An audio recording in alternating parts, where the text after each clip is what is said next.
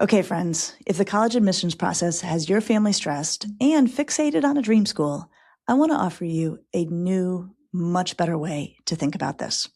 Jeff Selingo, a dear colleague and a best-selling author who has actually studied what makes for thriving in college, talks with us about what he found out, and what he learned might surprise you. It's not where they go, it's how they approach it. In this episode, we'll show you how to move beyond the rankings and find a school that your teen can genuinely learn and grow at. So today we're diving right into the book that every parent of teenagers needs to get right now. It's called Dream School, Finding the College That's Right for You by bestselling author and higher education expert Jeff Selingo, a friend of the pod who we've had on before. Jeff is a New York Times bestselling author, award-winning journalist, and professor of practice at Arizona State University. He's written extensively about higher education for more than 2 decades. And now with this book, Dream School, he's giving parents a roadmap to approach the college search with a little less stress. We all know the pressure. Families obsessing over the top 25 schools, kids feeling like futures are determined by that one acceptance letter. Jeff flips the narrative on its head. He shows us that the real dream school isn't actually about the brand name or the prestige. It's about finding a college where your child can actually thrive academically, socially, and even financially. Jeff, welcome. We are so thrilled to have you back. It's great to be here again for both of you. And this book, Jeff, as someone who has worked in this space for so long, I am so grateful for this book. And I actually had the honor of blurbing it. I got to read an early copy. And what I said about it, and I really mean it, is Dream School is the desperately needed, level-headed college guide we've been waiting for. How are you feeling about it? I'm feeling pretty good about it. I really want to create a movement among parents to give them permission to think more broadly about what defines a good school, that it doesn't have to be in the top 25. It doesn't even have to be in the top 50. And what I hope to do with this book is to break some myths that we have about those top 25, top 50 schools, but also then give them the tools to make sense of what to many people are just hundreds and hundreds and hundreds of colleges that don't make sense to them. So how do I find a good school? How do I find that kind of needle in the haystack as a result? I love it. Now, you open the book with the story of a boy named William, who is a high-achieving student who goes to Columbia, right? A lot of kids' dream outcome. He realizes pretty quickly it's not the right fit, and he leaves. What is the biggest mistake that this story tells us about what families think about when they're thinking about a so-called dream school? I think the tip that I have for parents is really many of us start the college search midstream. What do I mean by that? We just start putting names on a list. Those names are often what we hear in our communities, which shows up on Naviance or Score. Jeff, what's Naviance and Score? So Naviance and Score are popular software programs that are used in high schools that help students understand kind of where they fall into the ecosystem of higher education. So for example, the most popular feature of them are these scattergrams that show students who have a particular SAT score or a particular GPA and how students from that high school fared in previous years applying to these different colleges. At many high schools, we don't think about what we want out of college, what the learning environment that we want out of college, what are the activities that we want to do in college. And so for William, it was about getting into the most selective college he could get into. He placed a bet in early decision on Columbia and he got in. And as he said, it was like winning the lottery. But the high of that win, once he arrived on campus, disappeared pretty quickly. And things he didn't think about during the search, or things he didn't consider that he wanted out of college during the search started to appear. Like, for example, he wanted to get into this really popular class at Columbia, and his advisor said, yeah, well, that probably will never happen. Maybe you'll get in junior or senior year. He really wanted to do undergraduate research. He had a chance to do research in high school, and he wanted to do research. And basically, his advisor said to him, yeah, most of these professors, they only want to work with grad students. And then among the students, he just found this competition. It was always around to get into the next club, to get into the next class, to get that A. There was this achievement culture that just kept pushing him in directions that he couldn't really find friends. He couldn't find his kind of group of people as a result. And so he came home at winter break and he told his mom he thinks he wants to transfer. And his mom said, well, you're going to have to come up with a story then, because not many students transfer from Columbia. And I give him a lot of credit for doing that, because he did at the end of the year, he transferred to the University of Minnesota. Good for him. So, Jeff, tell me a little bit more about your research on prestige. Because as a parent who has been funding this child for 18 years, you know what I want more than a big fancy school name? I want them to be able to pay their bills when they're done with college. How do we make that happen, Jeff? So there are two things that I think are important about prestige, right? When we surveyed more than 3,000 parents for this book, what did they want for their children at the end of the day from college? They wanted two big things. One was they wanted a job, right? They didn't want their kids moving back home, living in their basement. Second, they wanted those connections that they're going to get at college with friends, with mentors, with faculty members. So they wanted kind of engagement. So let's look at the data then on engagement and on outcomes. First, let's think about outcomes. David Deming, who is at Harvard, is part of the opportunities research group there that Raj Chetty and a bunch of other economists work on. They looked at the outcomes of highly selective, highly elite colleges versus everyone else. And what they found is that we tend to over-index on the elite colleges. Are the outcomes better at elite colleges? Sure. Do you have a better chance of working on Wall Street or working for one of the big consultancies or going to, Harvard Law School or one of the Ivy law schools? There's no doubt about it. But we tend to think about the outliers there as the average. And what he found is that the average outcomes of somebody from Harvard are no different than Ohio State or UCLA or many other public flagships or other less selective private colleges. Jeff, that is earth-shattering. I had no idea about this, and I think most parents have no clue about this when it comes to colleges. They don't. And I also think we believe that, well, you have to get that job on Wall Street or in a consultancy or things like that. And to be honest with you, I'm not sure that every student really wants to do that anyway. But second, and this was more surprising to me. And by the way, we did it for the book. We did this research for the book. So every year for the last 20 years, Indiana University has been doing a survey called the National Survey of Student Engagement.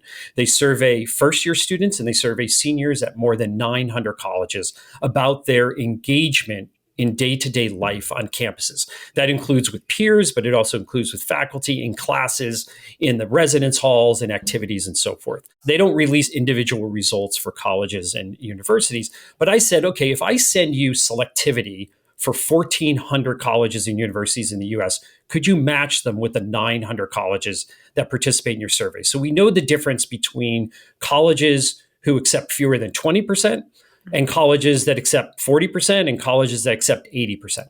And what we found was fascinating. First of all, that student satisfaction, there was not that much of a difference between students in the top 20% in terms of selectivity and the bottom 20% in terms of selectivity. Okay, that's huge. I'm just going to pause on that for a minute, right? Like everybody thinks like you get into these super elite colleges and you will be more satisfied and happier than students who get into schools that accept much bigger percentage of their applicants. And we didn't see much difference. And one other thing was around student-faculty interaction. There was actually more interaction with faculty at institutions that accepted between 20 and 40% of their applicants than there were at those institutions under 20%. More faculty interaction.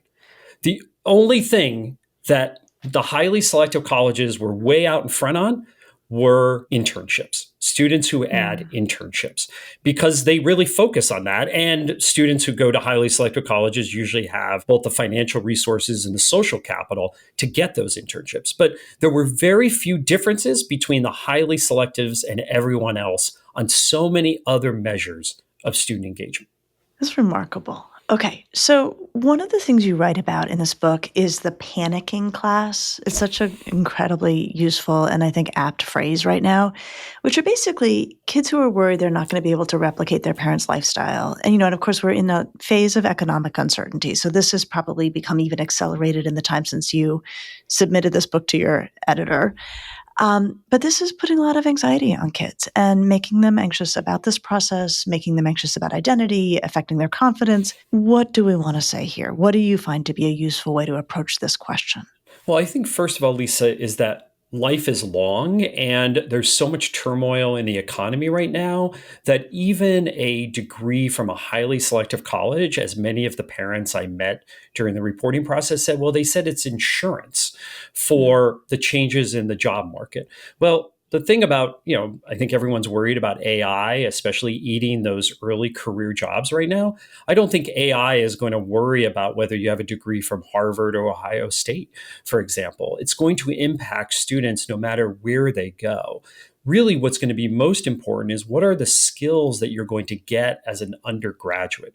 Both those soft skills, the ability to communicate, ability to work in teams, the ability to write and communicate, but also those very specific hard skills that might be necessary for particular jobs. For example, you want to do data visualization as a history major or things like that.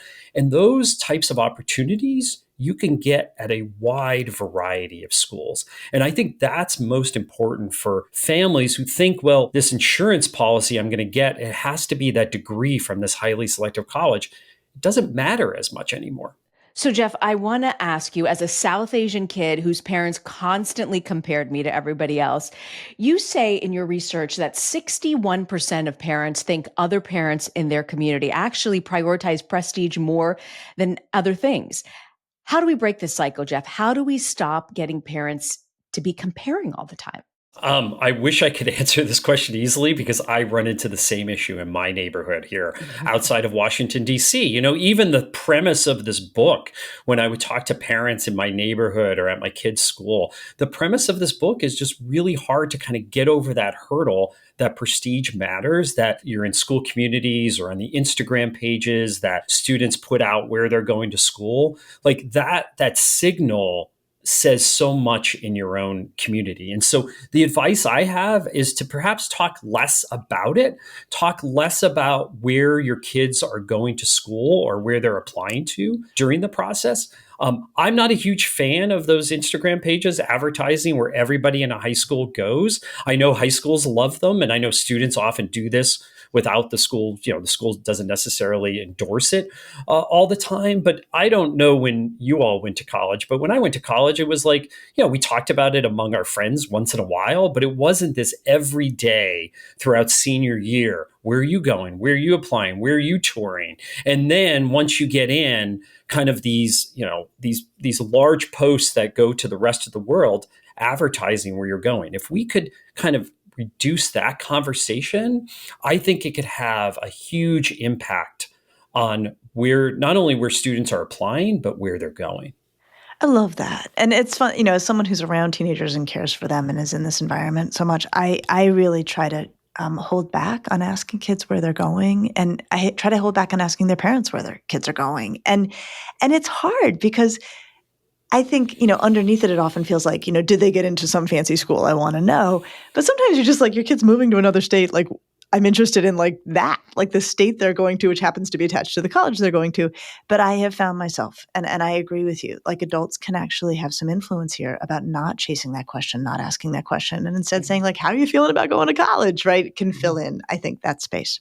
Yeah. Okay. So in terms of how we feel about going to college, one of the things you talk about that is so important, and I agree, is around a kid's sense of belonging on campus. I've had the honor of working at a few different universities, big ones, small ones, and belonging is a big deal. Walk us through why it is so important that a kid finds a sense of belonging wherever they land. Well, Lisa, I think it's really interesting right now because in all the parent groups I'm on, whether it's in Facebook or Reddit, there's so many parents from the class of 2025. So their kids just graduated from high school. They just landed on campuses all across the country. And the parents are posting within a couple of days, their kids are unhappy with their choice, right? That's not the right place. And first of all, I want to say, give it time. That sense of belonging doesn't happen in the first 3 days. And I also ask them, did classes start yet? And in many cases, they haven't. So we have this sense of belonging that has to happen in the residence hall.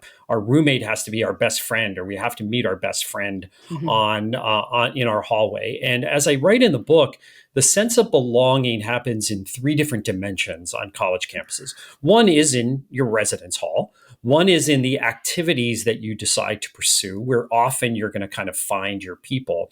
but it's also in the academic setting. And I sometimes think we forget about that. And indeed, we know from studies that students who just show up to class the first couple of weeks of college are more likely to not only be retained and stay in college over the long term and get their degree, but they have that sense of belonging that other students don't. So, one of the most simple things that students could do is, first of all, wait for class to start and show up. Connect with other students in that class and connect with the professor. And that's the other thing that's really important here are office hours and using them and utilizing them. Because I think a lot of students come out of high school not realizing what office hours are for college professors. And they think, well, I only have to go see the professor if I'm in trouble. And that was me. That was my belief. Right. I didn't know what they were. And I was like, you're never going to catch me in those office hours. Right. And I didn't know that. And I tell the story about my first year at Ithaca College, right? I didn't do very well on my first macroeconomics exam. And I thought I was the only one like that because I heard all these students talking around me who had macroeconomics in high school and I didn't. And I'll never forget. Macroeconomics in high school. Yeah, exactly. Right. And I remember a professor who unfortunately just passed away. And I told this story to us folks in my alumni group that professor reached out to me and said, Jeff, why don't you come by and talk to me in the office and we'll talk a little bit about, how you did on the exam and why and things like that. And I thought, oh my God, I must be in trouble. And I realized in going to him that that's what office hours are for. It's to have those conversations. And that one act of him inviting me into his office to talk about this particular exam opened up a range of possibilities, not only with that professor, but so many of my professors over the years. And that's the thing. And that's, the belonging research that I talk about in the book is that most teenagers get to college thinking they're the only ones who are feeling like this. And so there's a lot of work that colleges are doing around that first year experience to show students that they're not the only ones, that other students are also experiencing these issues of not finding their people immediately. And it's okay to feel that way. Jeff, you tapped into something there. I went to George Washington University in DC for journalism school, and I had an incredible mentor, Professor Steve Roberts, the husband of the late Cokie Roberts. Having him as a professor continues to this day to transform my career. I have a lunch with him every time I am in Washington, DC.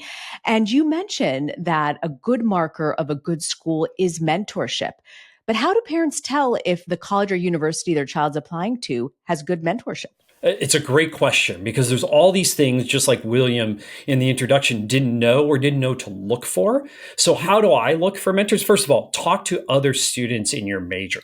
See how they talk about professors. See how they talk about their activities. See how they talk about the advisors to those activities, right? That's where you're going to get a sense of how they feel about it. Then when you go to the school, go on the official tour. But I think that we rush through tours too often. I understand you might have a limited time to see multiple campuses, sometimes in one day.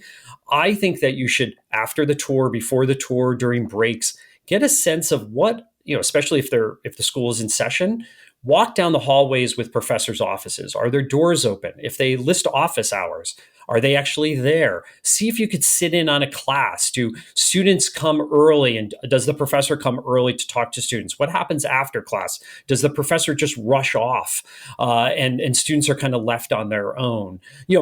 Professors aren't the only mentors, but they are the people that you're going to spend most of the time with as an undergraduate. And by the way, they're going to be probably the first people that you meet in those first couple of days of college. Looking at how much they care about spending time with undergraduates says a lot about a college.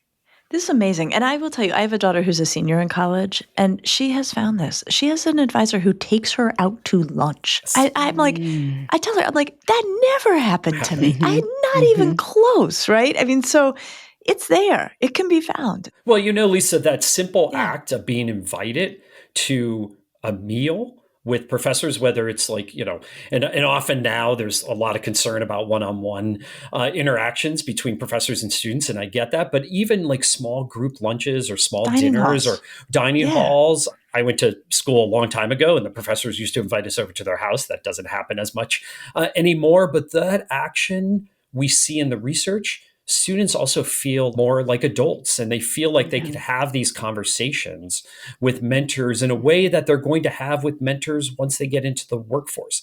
That makes a huge difference in students' lives. I'm watching it. I am watching it with my kid right now. Yeah. You know, Steve Roberts would do this. Jeff, he would take every single class out for appetizers at TGI Fridays, no alcoholic drinks. He created such lifelong connection. It was just incredible. Everybody loves this man. Reena, I think I remember that TGI Fridays around the corner. Foggy Bottom. I interned in DC. Yes, we used to spend a lot of time at that TGI Fridays.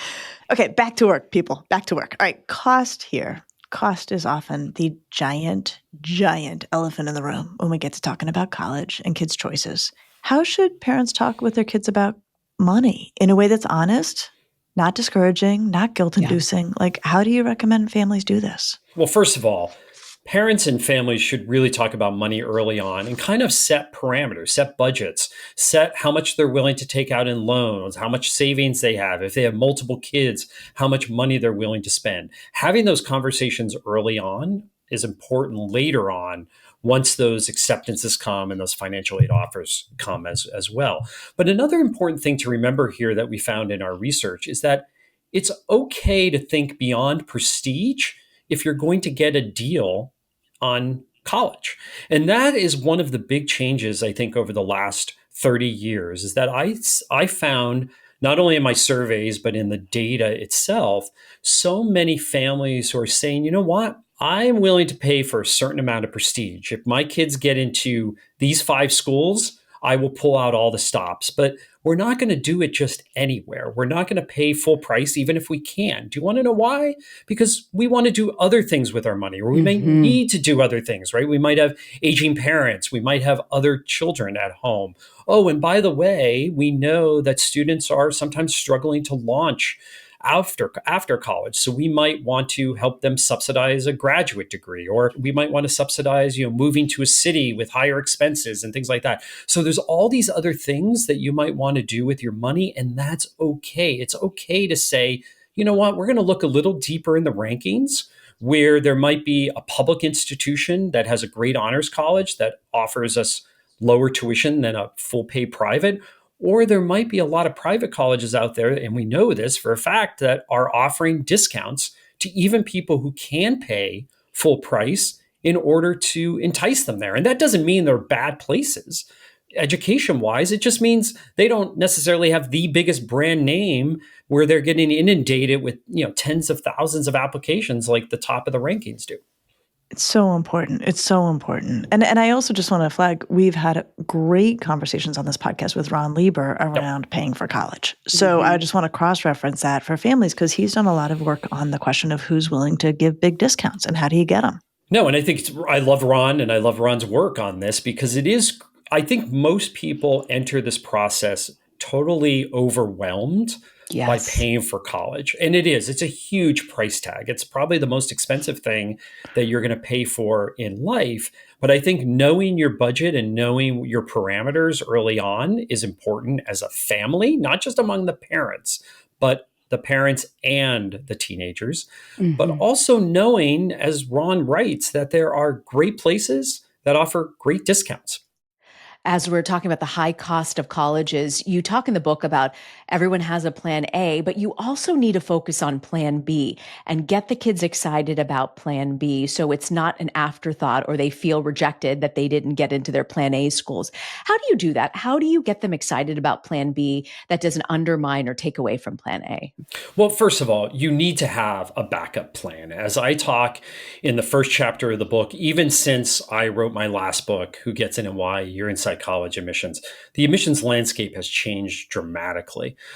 Test optional admissions has meant that tens of thousands of more applications are coming to the most selective schools than ever before. Those selective schools are doing everything in their mind to, get the right student that they think is the right fit, and you just may not be that student. And so I think a lot of students go into the process every year thinking, well, I'm going to be the one to get into Stanford or Chicago or Yale or Harvard, fill in the blank of a highly selective college. And I think that many people are surprised, especially if it's their first child, at how difficult it is to get into some of these places. And then they scramble in the middle of the process to find good plan Bs, good backup schools. And my take is that if you do that earlier on in the process, first of all, you might end up loving Plan B more. And I interviewed so many students who did so because those colleges wanted them. And there was something about feeling wanted. And how did those colleges want them? They had the opportunity to be in smaller cohorts. That could be in an honors college. They had access to potentially getting special scholarships that gave them money to study abroad or to do undergraduate research, right? Those are opportunities that aren't just available at the most selective schools. And in fact, if you're a great student who has your eyes set on a selective school, you actually might get those opportunities reserved for you at less selective places. And by the way, get some money on top of it. So, Jeff, you've written this incredible book. I'm curious what your final takeaways are. I really believe this is going to be like the Bible for high school parents and teens about getting into college. But what would you pass on to them in this moment? I mean, I really want people to just open up the aperture on that lens. And that does not, on the college search, and that does not mean that if you're looking at a top 25 school, that you suddenly have to apply to a school ranked 200. And by the way, I hate the rankings, but I know we use them. So we'll just throw some of those numbers out there. All I'm asking you to do is if you're looking at a top 25 school, look at those schools ranked between 50 and 75 or 75 and 100. You might find some hidden gems. And I have a lot of examples in the book of these 75 new dream schools. A few of them might catch your eye. Go and take a look at them. See if those faculty members are great mentors, right? See what opportunities might be available to you that were closed off to the Williamses of the world at Columbia, right? You might get those opportunities to do undergraduate research, to study abroad. And you know what? One of the students that I met in chapter 2 ends up going, starts at a very small liberal arts college, not even the top 100. It was so small, I didn't even mention it in the book because she could easily be identified. And she ends up at Harvard Law School and it ends up on the Harvard Law Review, right? The outcomes are there, even for those students who go to colleges deeper in the rankings. Jeff, thank you. This has just been such a valuable conversation. I just love this book. I'm going to hold up my copy. I love this book and just really, really grateful that you have put so much thought and care into creating a fact base for, I think, what people intuit. I think a lot of people know that there are wonderful, wonderful schools that people don't talk about so much, but you've actually laid out the information that families need to lean into that intuitive understanding. And it's a huge gift. It's a huge gift to families. Well, Lisa and Reena, I thank you so much for having me on.